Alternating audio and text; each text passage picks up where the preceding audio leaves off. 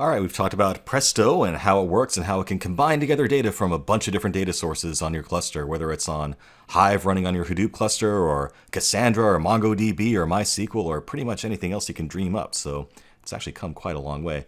Let's prove to you that it's real and actually install it and use it to do something interesting. So I've already kicked off my virtual machine here for the Hortonworks sandbox. Let's go ahead and connect to it through SSH.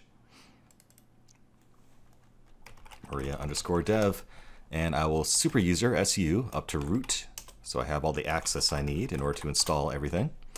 All right, so first thing we need to do is install Presto itself. So to do that, I need to download the package, and let's find out where it is. So I'm going to open up my web browser here and navigate to prestodb.io. That is the Presto website. And from there, if you click on Docs, from here you should see under Installation, Deploying Presto. And that's where you'll find the link for the latest server tarball, they call it, the installation package for Linux. If I right-click on that and say copy link address, I can go back over here. Let's first of all make sure that I'm in my home directory and type in wget and then right-click to paste that link in, and down it comes. Now, obviously on a real installation in production, you wouldn't be installing Presto into your home directory. You'd install it someplace more permanent where other users have easy access to it. But we're just messing around here, so again, we'll just leave it in our home directory for now. It doesn't really matter that much since we're just experimenting.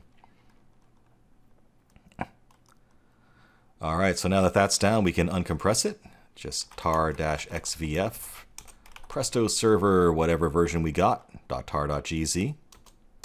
And that should expand it all into a Presto server -version number directory. Sure enough, there it is. So let's take a little tour here and see what's in there. We'll cd into that Presto server directory that we just created and see what's in there with ls. So we have all the scripts that we have for Presto in bin, all the libraries, and all the various plugins for different databases installed already. But what they don't give you is any configuration at all. So there are actually a bunch of different configuration files that are supposed to live under the etc directory here, which doesn't even exist. And it is completely up to you to create those files and populate them. Now, all the documentation for that is on this very page that we got that download link from. If you scroll down, it talks about all the different properties files you need to create, where they should be, and some documentation of what all the various settings should be. And I think it was, fairly intentional that they did not provide default templates for you, because these will all change depending on where your different servers are for all the different databases and what ports you want to run on and stuff. So by doing this by hand, it kind of forces you to think about what you're doing. But since I'm such a nice guy, I've actually gone ahead and created a bunch of properties files for you that will work with the Hadoop desktop environment out of the box. So to get that, make sure that we're still in the Presto server directory here and type in wget http://media.sundog-soft.com/hadoop/presto-hdp-config.tgz. Okay? And that's my little present to you. Now, to install that, all we have to do is say tar.xvf presto-hdp-config.tgz, and that should create the etc directory for you with a bunch of files in it to get you started. So let's take a look inside there, and I'll give you a little brief tour of what some of the more important things are. One thing we can look at is config.properties.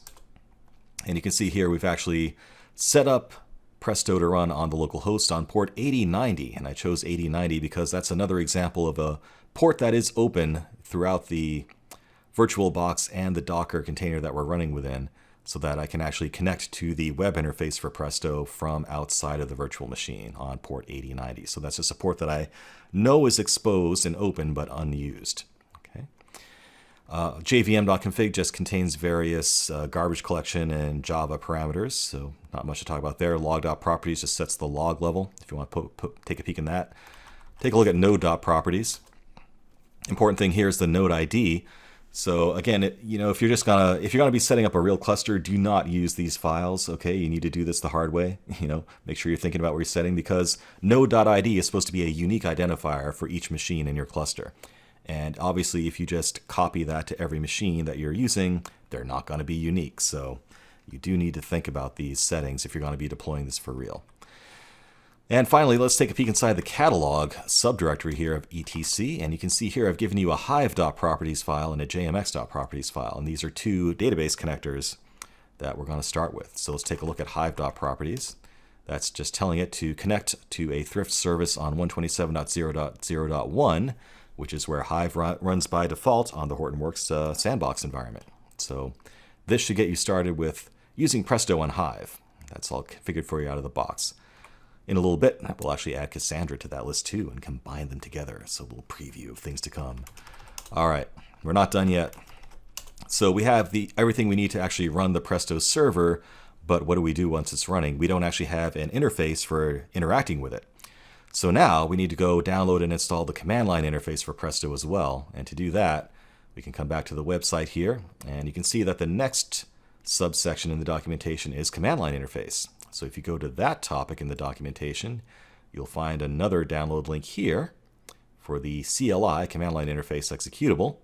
Just right click on that and say copy link address, and then we can go back to our terminal. And let's see, let's make sure that we're inside the bin folder, okay, of our Presto server folder. So I should be inside home MariaDev, Presto server, whatever version you're using, /bin at this point.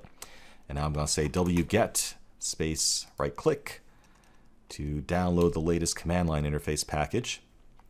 And now we need to decompress. Well, we don't need to decompress it actually. It's already what we need. We need to rename it is what we need to do. So to do that, let's type in mv to move that file we just downloaded to a new name. We're just going to call it Presto. And now we need to make that file executable so we can run it. So to do that, we do chmod, chmod +x Presto. And that just means it's an executable command that we can now run. And that will kick off the command line interface when we launch it with the appropriate parameters. All right, so now we're finally at a point where we can launch Presto and see if it works. Let's cd back up to the top of the Presto server directory. So again, if I do a pwd, you should be seeing that you're currently inside home MariaDev Presto server, whatever version we installed.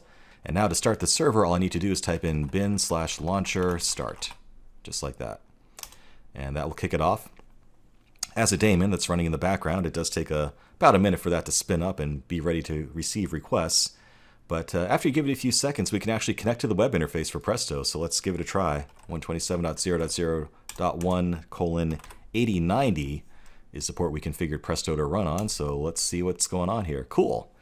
So here we have the Presto dashboard, which is pretty good looking, isn't it? You know, that's one, you know, it's sort of a trademark of actual tools that are built by big companies like Facebook.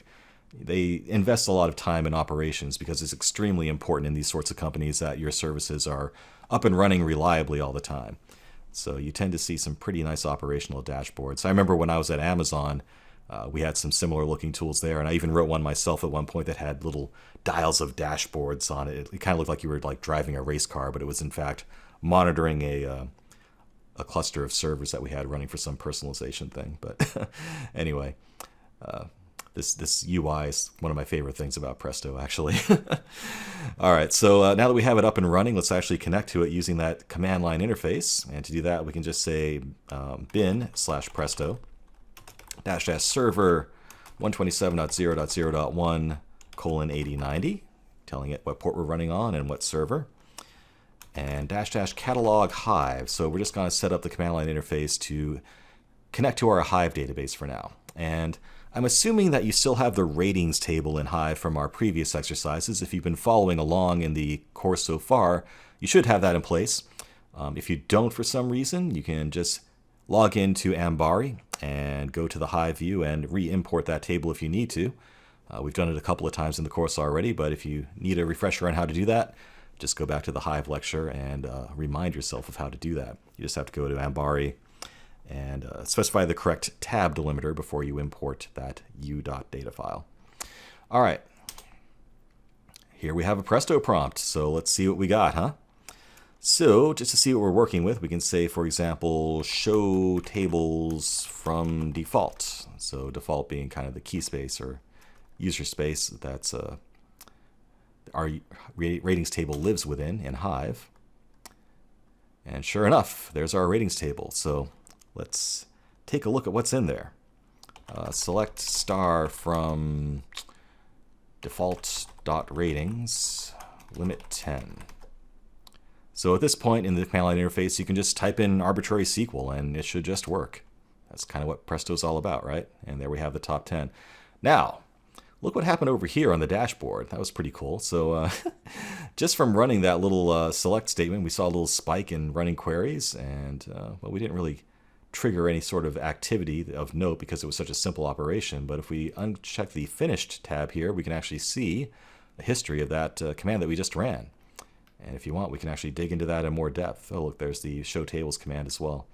So very sexy interface here operationally. You can get more information about what exactly that query did and how many resources it consumed and the different stages involved and everything you could possibly want to know. So I think that's kind of awesome. All right. Let's do something more interesting there. Let's say select star from default dot ratings. Where, I don't know, rating equals 5, limit 10. So there we have a bunch of 5-star ratings. Let's count how many 5 stars ratings we have. Select, I'm just making this up as we go. Count star from default dot ratings where rating equals, let's do 1-star ratings.